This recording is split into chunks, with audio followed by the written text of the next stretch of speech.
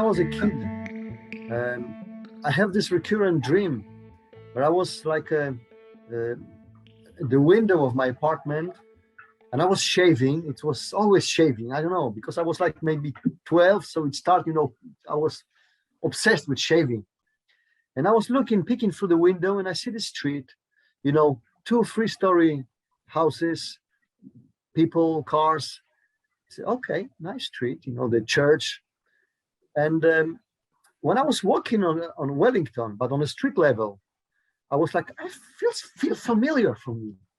But then one day we were invited at someone's apartment, and it was on Wellington on the second floor, and there was a balcony. And I took a peek, from the balcony. I said, this is my street. I was dreaming about it when I was a kid. Finally, I'm here. I recognize, this strange feeling when I was walking. Okay, because I know the place already. It was like, wow, So, this. I'm at home here. And he was telling that, about this street that I was dreaming about. And I said, what? Is this one, Lucia? Are you serious? I said, yes, I recognize this is the street of my dreams, when I was a kid. I said, no kidding. So, well, he was Wellington Street, like, and me, it was the river, the Saint Laurent. I said, this is the place, and we were in love right away with Verdun, just same as I was in love with Mario when I saw him, in this party in France, in Paris, the same thing with Verdun, Wow. So long love story. I'm from that huge wave of baby boomers. My parents were both Maritimers who came to Montreal seeking, I guess one would call it, a better life. My mother was brought up in a little outport in Newfoundland and was as poor could be, and everybody left home at 16, 17, 18, whatever. My dad came from an affluent family who, unfortunately, my grandfather drank all that affluence and died very young and left them all penniless. So basically they were 2 penniless people who met in Montreal at some point in time and settled in Verdun. And I suspect that it might have been following some of that maritime community. Like there was a lot of Newfoundlanders landed in Verdun, all poor, all linked in one way or another. And I landed in the middle of all of that. So I grew up on 6th Avenue, 395 6th Avenue, in what was always referred to as a cold water flat. Well, it was a flat, and it was bloody cold, and it was,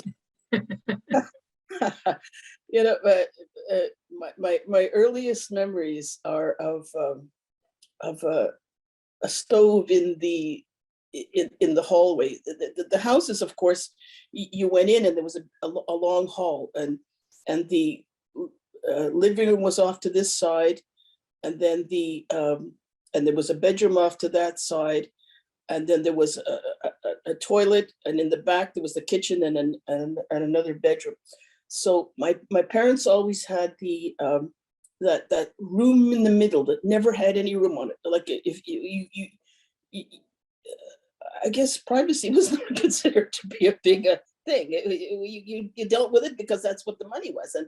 And my brother came along 3.5 years later, and we ended up with a room at some point in time, and they stayed in that living room. It's because my grandparents came here from England. So the point, and I lived in Lower Westmount, so the point was just always there, right? And so my grandfather was the family of coal merchants in Bradford, England, and they did actually pretty well. But his father was a hopeless alcoholic and lost everything. And they came here, immigrate to try to, find some opportunities. And they were all laborers in the local, I'd probably CN, I'm not sure. His 2 brothers are Boilermakers. I found this on an old census form I found recently. And he was really brilliant. And he went to originally what was Sir George. He went to live in the Y. He was mad at everybody because they were all drinking and he wasn't, and he wanted a life. And so he went to the Y at 17, lived there for a while and took an accounting course and gradually got a job. And then married my grandmother, moved to Verdun. They moved to NDG. My mother married a man from Westmount, and the family kind of went socially, at least he did. And we weren't really supposed to talk about our roots in the Point because the Point at that time became very tough and very poor. But when my grandfather, he would talk about it. I spent quite a bit of time with him, and he said it was the best time of his life. And he said it reminded him of England. Just all the houses row and row, and they would walk and pick each other up in the evening and go play tennis together. He had a big group of friends, and he was really happy here. And I'm going to go on again, but when I found this census, the reason I found the census because I was going through some papers, and I found a little tiny newspaper clipping that talked about my great uncle, his younger brother, who had an accident, and it was in the newspaper. The accident is that he had said they had a little chicken coop in the backyard, and a fox or something was coming and stealing the chicken. So he set up a gun to shoot the fox if he tripped the wire, but he tripped it himself and shot himself. I mean, it's terrible, tragic story. And so the first little clipping was that he went to hospital, and the second clipping was that he died. So at 19, he had basically shot himself. And they put the address in, and it was just 144 Bourgeois. At the time, I was living on Bourgeois. Oddly, we had just moved to the Point ourselves because we live in the Point now, my partner and I was living on Bourgeois. So I went looking for 144, which didn't exist. So finally, I realized that the numbers had changed. So I found more or less where his house probably was. And I walked up the back lane where I could sort of vision, this is probably where the chicken coop was, and my great uncle did himself in. So it's been a very funny time travel thing for me to move back to the Point. And I don't know, my mother must be rolling over in her grave that, after that long trek to Westmount, I'm back in the Point. And my earliest memories of that flat was my mother having to go out into the shed. And of course, we all had sheds. The sheds were the famous sheds in Verdun. Mm-hmm. Were a huge part of our life and our growing up. But part of the deal with that shed, that old tin shed, was out in the back was an oil tank. And my mother would have to go out there, fill up this big glass bottle that had sort of a stopper on it. And then you came into the hallway and you inverted that thing upside down and stuck it down a hole so that the oil would flow into this thing. And it was a stove in the middle. And that stove became the center of everything. First of all, it was always a clothesline that ran up the hall so that you could dry the clothes on it. But secondly, each of us, as we got up in the morning, and I'm obviously talking about wintertime, mm-hmm. We stood in front of that stove and laid our clothes on it because I think all the clothes were popsicles and we were popsicles, and you had to lay your clothes on it in order to get dressed. So there we were all dancing half naked in that hall every morning. Standing in front of that oil stove. The oil stove eventually, I guess, went to gas and became a little bit more easier to deal with. I lived there until I got married I moved there for a short bit, but basically when I got married at 29. So I was on 6th Avenue for pretty close to 30 years, and my parents were there for a couple of years after. And I have a bit of an affinity with St. Columba House because in 1969, I was a founding member for the Greater Montreal Anti-Poverty Coordinating Committee, the MAP. And that's where welfare recipients and people fighting on behalf of welfare recipients would meet and come up with needs and challenges that the families were facing and negotiate with welfare office. Many demonstrations, many sit-ins in welfare offices. And when I say a sit-in, it could be 3-4 days, 5 days. We would just take over the office. The United Church Social Action Committee was a great supporter financially, but we had the support of the local police. We had the support of the media. Restaurants would send food in because some of us would be there with our children and staying overnight. And it was very successful. It was the first organization that finally got the federal government to initiate projects, which were called LIP projects, LIP, local initiative programs. And the minister in those days was Guy Ouellet, and he was from Montreal East. And there was a bit of seed money because it was formed. GAMAP had a central office, a central body, a board of directors, a chairman.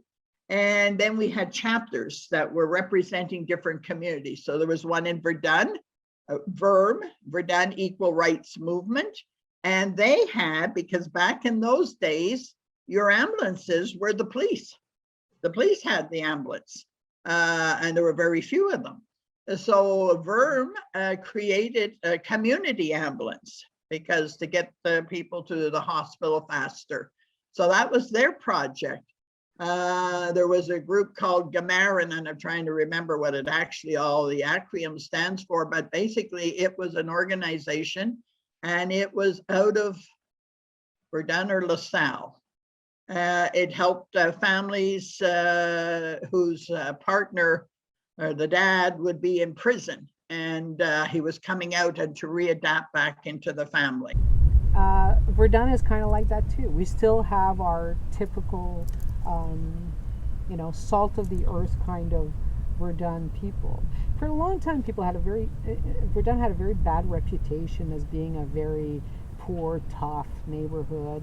And I think that was really bad PR, because I can tell you that I've never felt unsafe in this neighborhood. And my mother moved here in 2000, and I wouldn't have moved my mother into a neighborhood where I felt she wouldn't be safe, So there are a lot of it. Verdun has extremely working class roots, both French and English, Irish, Scottish origin, and it got a bad rap for years, which I don't believe it deserved. And there was always something about Verdun in the past that we were a little bit afraid of. I don't know, it's because of the history of Verdun, where there was like fights in the past, against, I would say, Port St. Charles and Verdun. They lost their liquor license many years ago because of that.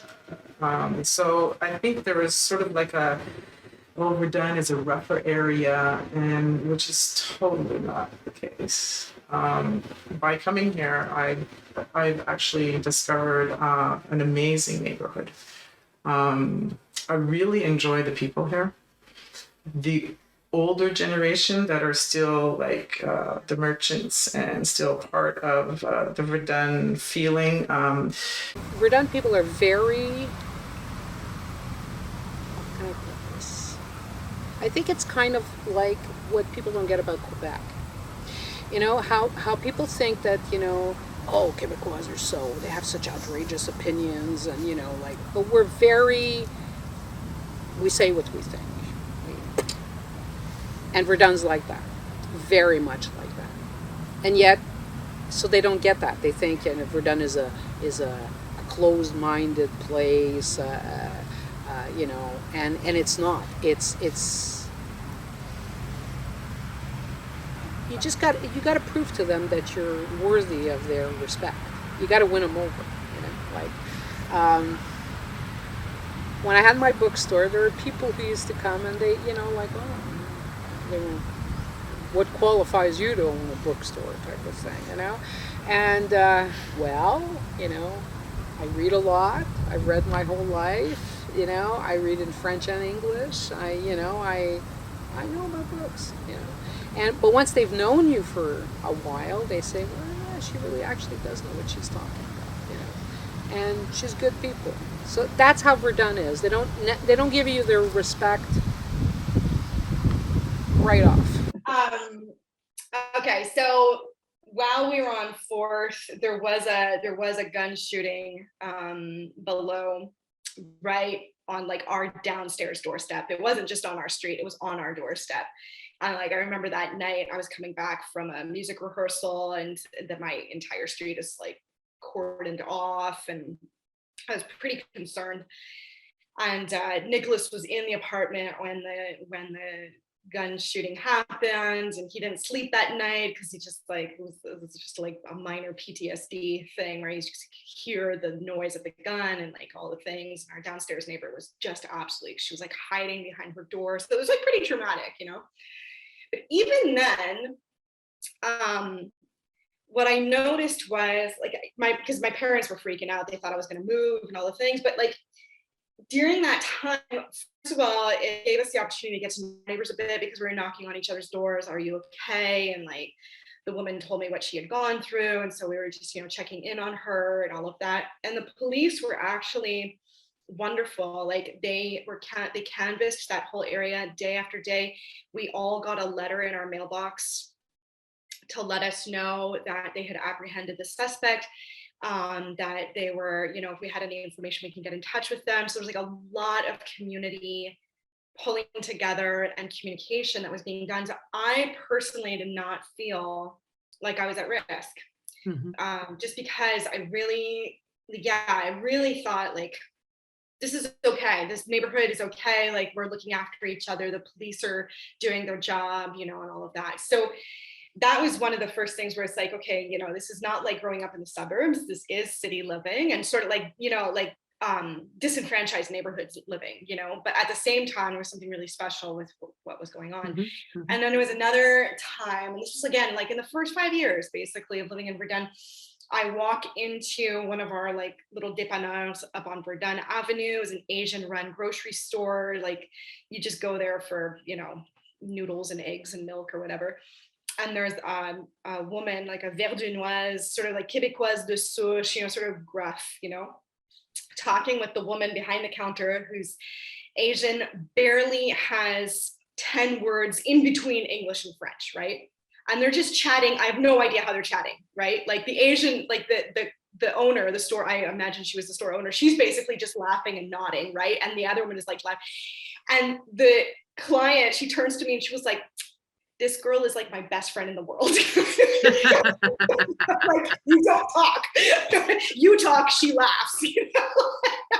She's like, I just love this girl. Yeah, exactly. Yeah, you know, you think about like what Quebec has been through in terms of like, you know, racial divides, linguistic divides, and to have that older woman who barely has any English, probably has never left Verdun, and she considers that this pregnant, giggling Asian woman behind the counter who barely speaks English or French, and she's her best friend. Like, it's so sweet, you know. I was like, this is awesome. This is really great. So even like beyond the gentrification of what we've seen, like I think the roots, there was good stock in Verdun from the beginning in terms of like how people were connected to their own neighborhood, to their sense of like their neighbors and all of that. And I have not seen the level of polarization in Verdun between people groups that you will see elsewhere in the province. When I came here, I lived down Courtney Hills just for a short while. But then I moved after I went to take a course at it was the Verdun Protestant Hospital then. And I went there to take the nursing assistant course, psychiatric nursing assistant course. So I moved to Verdun and I lived there for about 4 years. The Verdun in the 60s that was a more built up city. Verdun was all built up in things, all older houses. There were all older houses there. So because I lived just between Valentine and Verdun. Douglas then was the Verdun Protestant Hospital, which was like a private hospital. Okay. And then the government took over in the 60s. Then it became the Douglas Hospital. That's when I worked there.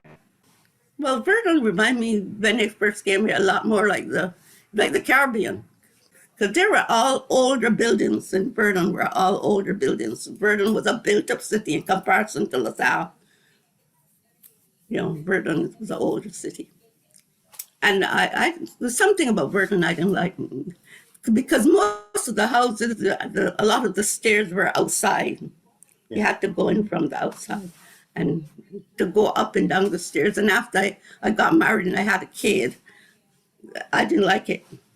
So that's why we looked for some place to, and LaSalle was just building up. I was born on Gordon, and I was born at 631 Gordon, and today the same house is demolished, and there's an apartment house built on it. And that same house that I was born in was moved from Conergold, where there's the metro station is today. Ah.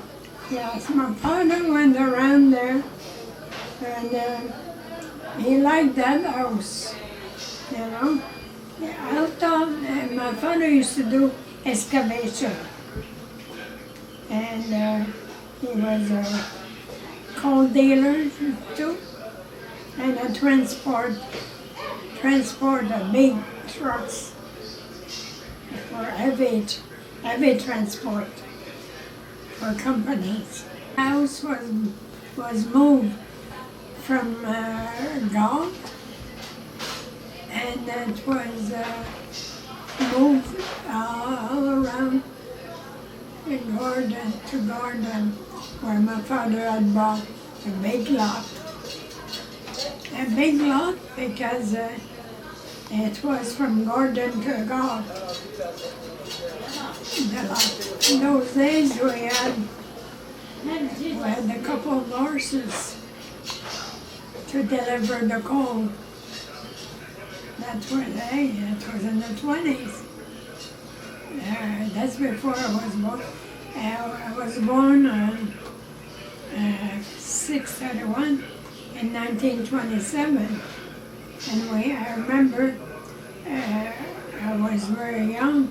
I remember the two horses, Bob and Jack. Bob and Jack. Bob and Jack were the horses delivering the coal. And a trucking outfit, and so we had this huge garage in the back which held, you know, his trucks and stuff. So it was a pretty big lot of land, but now it's an apartment building today, and you know, so things like that change. You know, the lumber yard is now an apartment building. Things like that were on Gordon in the day. So it changes quite a bit. It's a different economy, a different way of doing things. I mean, you knew the lumber, Leduc Lumber. You knew the guy. You knew the guy who owned the place. These old businesses. Old Lady Crocker was on the corner, which was that was quite something. That story, because she on the corner of Gordon and Verdun was this almost like circus style lady. This huge woman would sit there all day, and it was a dark, really dark store that reeked of cat urine because, you know, she'd let every cat, she was feeding every stray cat for miles around. And so anyway, I used to go in there and buy comic books and sports cards and monster cards and that stuff off her, or trade. You'd bring the comic book back and she'd give you another one and all that.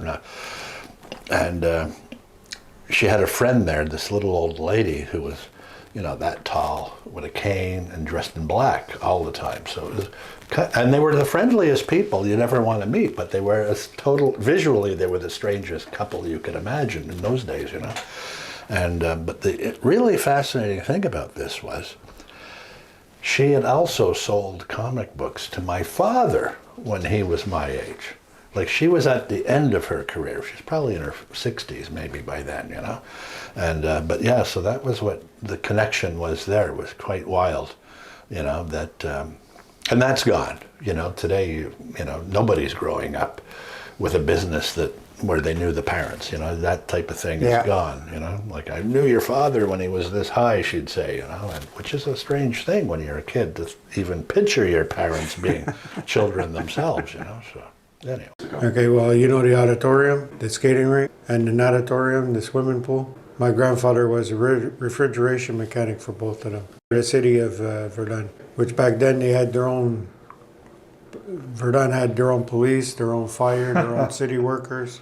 Oh yeah, that's a tie that I have to Verdun. Yeah, he was a refrigeration mechanic. So needless to say, we got broken hockey sticks in the winter, and we got allowed in to swim in the summer. You don't remember though us playing hockey in the auditorium, No. Practicing in the auditorium. No. Don does remember that. We there was a lot in Verdun too. There was in those days there was a lot of sports associations, you know, because again a lot of people, you know, big families. The dads would coach hockey, another dad would coach baseball. So it was a really family oriented place to grow up in, and VHB Verdun Hockey Board. Don and I both played for them when we were before we could skate, skating on our ankles, or at least I was anyway. But they, you know, I distinctly remember one weekend, a season or something, we'd have like ice time in the Verdun Auditorium at 5 a.m. in the morning. And that was like a big deal. You're a kid growing up in Verdun and you're gonna go playing hockey in the Verdun Auditorium. That was a big deal. Really, you know, only the lady over there, she worked at Seagram's.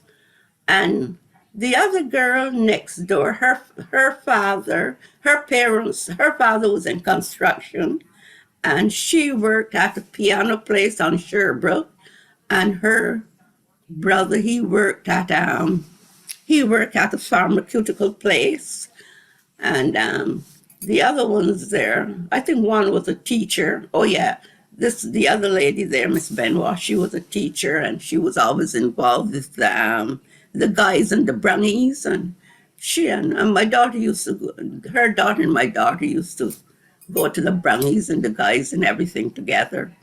So, and I was known as the black woman with the white dog. I had a little white Scotch Terrier, and they all referred to me as the black woman with the white dog. Because he was a cute little white Scotch Terrier. Oh, he was really nice and friendly. Never listened. He was like a bad kid. See you and he want to follow you, he's going to follow you. Peed on the postman's feet. The brothers had a rink and they maintained it excellent. They did an excellent job of maintaining this beautiful rink, and it was brothers. And I used to go over and play, and because we lived right across from the rink, my parents let me stay out late and play hockey because they could watch out the window and see that I was okay. And the brothers would flood the ice, and after it froze, then they would let me play with them.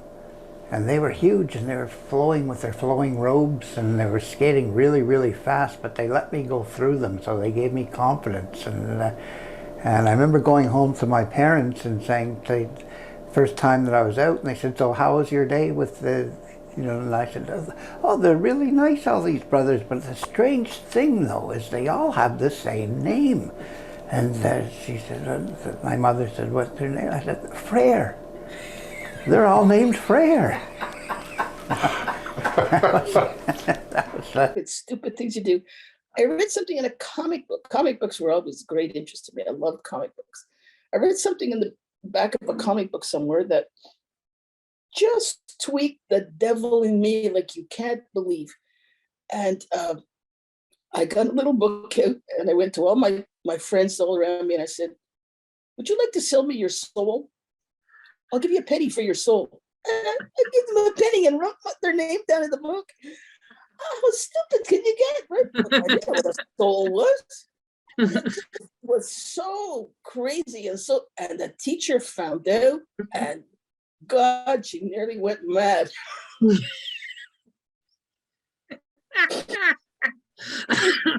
She nearly went mad. What are you doing? You're stupid enough to go along with it. I'm writing you down in my book. I'm buying souls for a penny. Well, she nearly went wild. She nearly went berserk.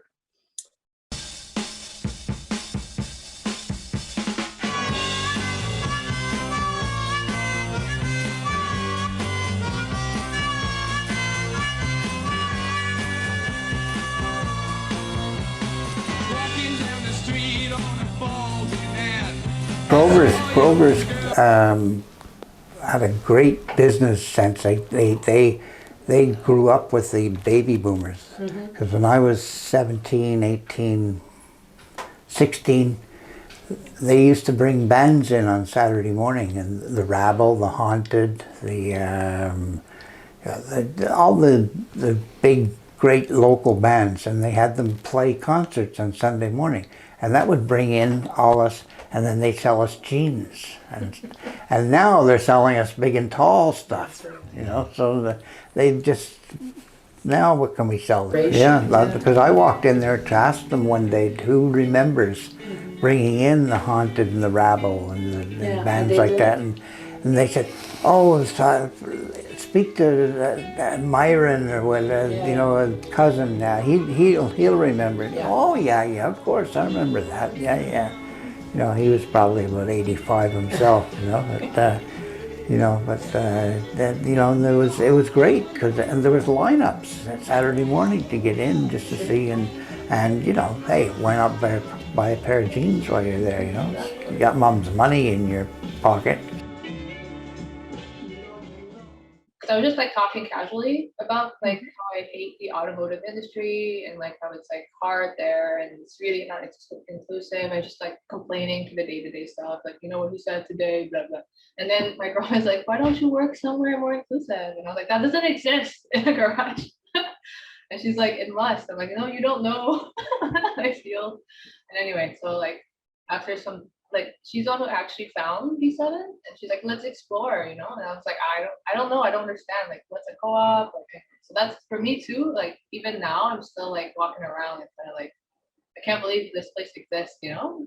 It's like the organization, the people there, and but then the cool thing about B7 is like it attracts like a different, like, you know, like it's not just like straight white guys that are like in doing this. Like there's a lot of like different kinds of people, you know, like, and queer people, and like, yeah, it's a very inclusive place. So that's like kind of, I guess, what makes it really unique. Like it's funny too, because the garage, when it started, it wasn't intended to be like a gay garage, but we joke that it kind of became that.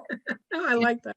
Like, yeah, the person who like was like really like mainly responsible for like creating it, he was like, no, I like, I'm so happy that this happened, because it's just natural that the community, like you let the things develop for what the community needs, you know. So he was like really happy about that, because even like the girl before me that worked there, Emily, same thing. It's like he was like joking, like, this is the only garage where I'm like the only guy. He's like, it's always they're like non-binary or like queer, like female mechanics that are his like coworkers there. And he's like, this is great, like, you know, that the community's like using the space for what they need. And yeah. And today's generation, it's so different, you know. They are so accepting. Even my daughter and her classmates, they've been together most of them since kindergarten, and I've never seen a group so accepting. Even with Jamie, you know, having two moms, it could be challenging for her.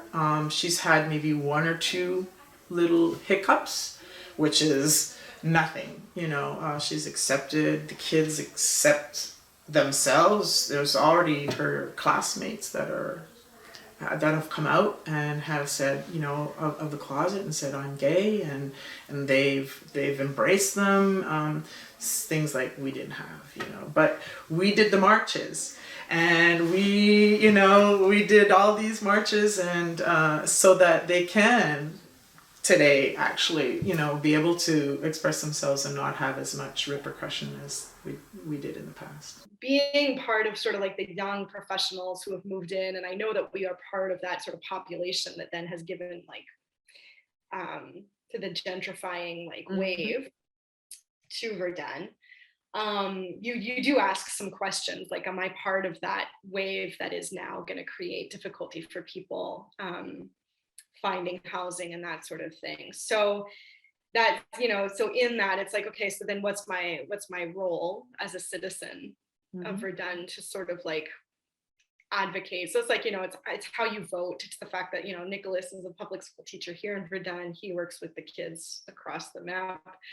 There's different things that I think that like we can and would get involved with to protect at least social mixity. I really think that's the key to every healthy urban neighborhood is social mixity.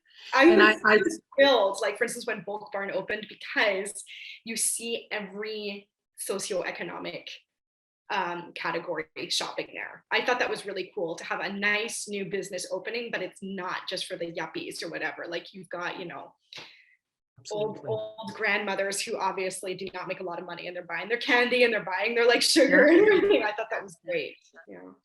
There isn't. Yeah, and we've turned the word gentrified into like a very, very poisonous word. It doesn't have to be. Like, well, no, improving is important. Gentrification is something. Well, that's the thing. That's the thing. Like buying up buildings and kicking out tenants and then turning them into, luxury housing. That is like, that's the poison of gentrification. That's bad. Yeah, that's bad.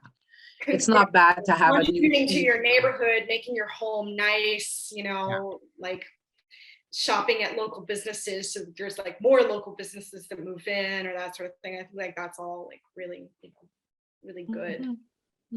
Good for the welfare of a neighborhood. Yeah, I agree.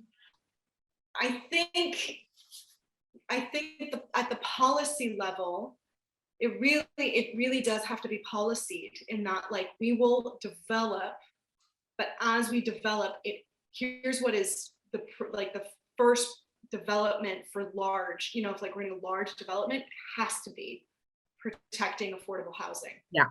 Yeah. We want the policy, we want it at policy level, that we know that like that'll help citizens breathe easy. If we know that it is policied, that you don't, for instance, like if we're talking about the height of the building, we do not build above a certain height unless it's affordable housing. Then it's like, it's okay. Love the community aspect of working at B7. Again, it's like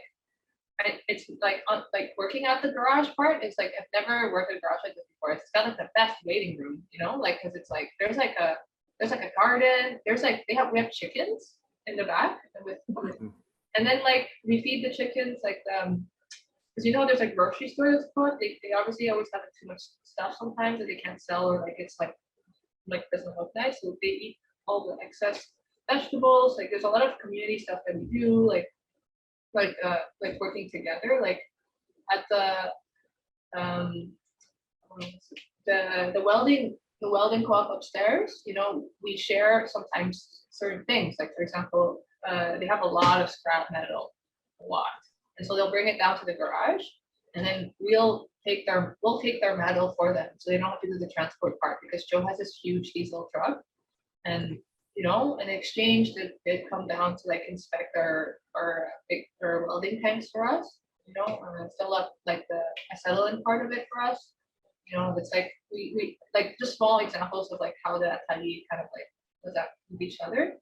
And like as for like residents, like the community, like people who live nearby, like I see them all the time. Like because there's a bar in the co-op, so like they'll chill there, and then they'll go do like a project at the art shop thing, and then they'll do like ceramics, and then they'll like, Kat, my car's effed up, can you look at it? So it's kind of like, it's very lively, and it's kind of nice. Everything's kind of connected. Yeah, it's like it's very sweet. I think the relationships that we've built with each other, the small group I was telling you about, we have what we call a conversation culture. Like probably everything we've done, or 90% of what we've done, has grown out of conversations and ideas and thoughts and exchanges, and then the larger relationships with our students. It's very strong. There's students who've been coming right from the beginning, just take classes year after year after year. They keep coming. The relationships with Bâtiment, and now we're starting to build them with the larger community, with, as I said, the clinic, St. Columba House, we have a good relationship with, Concordia, and like you're saying, people, when they find out about it, love it, and it is sort of yeah, it's a place where you can be with other people and really feel good about art. And some of the people who've come really, they came terrified that they couldn't make art, but they came, and now they're still there. Like it's our teachers gave them that confidence. Well, we gave them their own confidence to feel good about what they could do. So and so those people are very loyal and happy, and the school has made them feel good about themselves. So it's the people. There's a lot of like artists that kind of just like squat around and use the space right now. They have their like stuff there. Just the other month there was an artist who she makes costumes for plays. Like she gets like hired to do that. So she was using one of those spaces, you know, and it's like not heated, so she's like always like bunched up. And like, and the other day there was a play where it was about like there was like a part of the play about the like industrialization or something, or, like the first trains, and then like the first women working on like a physical job, and they were mechanics. And so she made these robes, like the old but like they're like from like decades ago, like the style, you know? And then she asked me to wear them, so they would be like realistically dirty for the play. I was working when it was like a dress, so I really didn't want to. But I'm like, but for art, I'll do it. I never wear dresses. Yes, I want. It's amazing. And she bought me a sandwich as a thank you from the D4, the grocery store, which has fed me many times. So yeah, that was a pretty funny day.